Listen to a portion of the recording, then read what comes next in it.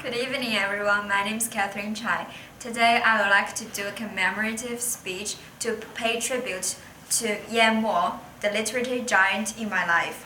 First, I would like to start with three questions. Do you know who has won the Nobel Prize in Literature 2012? Do you know that the winner is also the first Chinese writer on the Nobel Literature list? And do you want to know how has such a great writer impacted my life and inspired me to pursue my dreams? Today, I'm going to deliver this speech to commemorate this most famous Chinese writer, to express my appreciation of his brilliant work and his inspiring spirits. The writer is Yuan Mo. I have read and researched his books, his writing career, and his rich life experience for 5 years. Along the way, he has been a role model who guides me to learn literature, to write my own stories, and to stay humble and hungry on the path to my dream as a writer. Yuan Mo has influenced me in three aspects: his passion for literature, his persistence in his career path, and his modesty as a successful writer. First, Mo has infectious enthusiasm and love for literature and knowledge. Mo was born in a poor family of farmers in 1955 when China was still suffering from the Great Leap Forward. Mo had to quit school and herdship at the age of 11, but his passion for reading did not vanish under the threat of poor living conditions. He sought books everywhere. He made himself into a librarian by knowing exactly how many and which books did each family in the village own. Mo offered 2 to 5 hours of free labor to different families in exchange of borrowing their books for a few hours to read.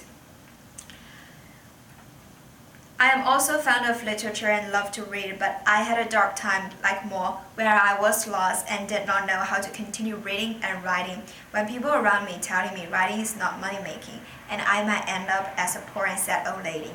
It was through Mo's books and his passion for literature that I finally found confidence and steady enthusiasm for literature writing. Second, what I value and admire the most from Mo is his great persistence. Rome was not built in a day, and Mo's great achievement in literature has been constructed for more than 40 years before winning its global recognition and a Nobel Prize. There were 11 writers who received professional writing education with Yuan Mo, but only few of them made it to the last. It was a long shot to become a good writer, but Mo was unwilling to compromise or give up his dream. Mo's persistence has inspired me to pull myself together and gave me courage in the face of adversity. I had times when I didn't know where to start writing and I was about to give up. Each time, it was Mo's words and his life example that showed the light through darkness. The last but not least spirit that I look up to him about is his modesty. He said in his banquet speech after receiving the Nobel Prize, "I have tried to view what has happened during this period in a cool, detached way. It has been a golden opportunity for me to learn about the world, and even more so, an opportunity for me to learn about myself." After accepting the award, he stayed cool and calm. He did not show frequently in commercials or giving speeches everywhere to brag about his achievement. He simply accepted the award and went back to his village and continued his daily writing work. Stay hungry, stay foolish. Just like what Steve Jobs said, Mo illustrated the virtue of modesty by being humble and carry on writing.